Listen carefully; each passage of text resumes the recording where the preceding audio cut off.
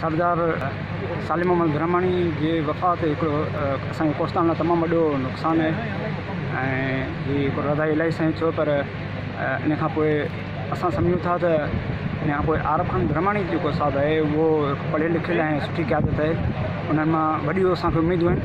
उन खां अलावा असां सिंध में तक़रीबन ॾिठो आहे त माना जेको ॿुधो बि आहे त वॾेरा या जागीरदार इहे वॾा ज़ालिम हूंदा आहिनि, वॾा तशदुद कंदड़ हूंदा आहिनि, पर हीअ सरदार न पर अवामी नुमाइंदो बि हो जेको अवामी हक़नि जी ॻाल्हि कंदड़ हो। उन खां अलावा माना जेको कॾहिं बि हक़ जी ॻाल्हि चवण खां हुन माना जेको कोन किबायो ऐं सियासी तौर ते या समाजी तौर ते हुननि जूं ख़िदमतूं तमामु बहितरीनु रहियूं आहिनि।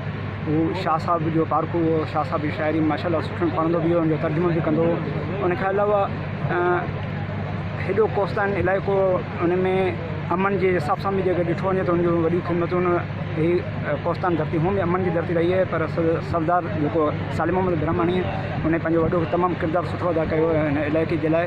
ऐं हीअ जॾहिं निकितो सरदार मतिलबु कसर सिकंदर खां अलॻि थियो त सिर्फ़ु हिन जी पॉलिसी इहा हुई त आवाम खे हक़ ॾियारियां ऐं रोड रस्ता ॾियारियां जेके असांखे 40-50 सालनि में नाहिनि मिली सघिया।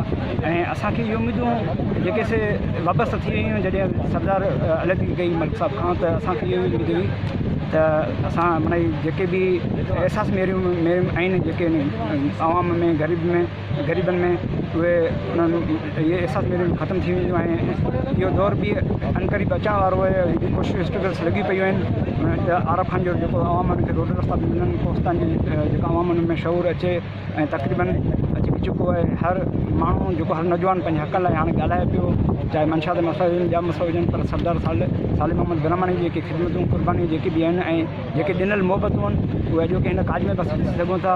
उहे कहिड़ी बि दुर जा माण्हू हुजनि, किथां जा बि हुजनि, उहे आया आहिनि ऐं उनजी मोहबत में आया आहिनि ऐं उन सां दिली हिकिड़ी माना जेको कैफ़ियत रखनि था मोहबत वारी।